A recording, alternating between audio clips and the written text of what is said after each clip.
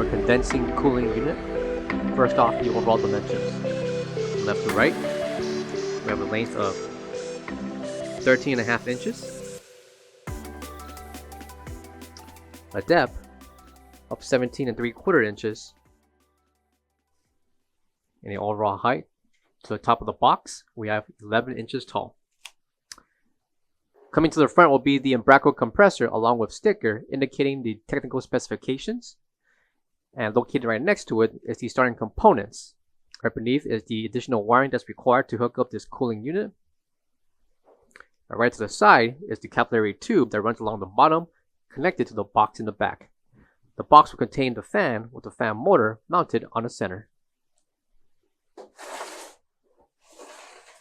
Filter for the fan located on the back of the box, with the filter measuring 11 inches in length by 10.5 inches in height. Last but not least, we have a sticker located on top of the box with additional information along with the 110/120 voltage to hook up and run this cooling unit. For all questions, give us a call or visit our website coolerdepotUSA.com for more information on this product. Thank you.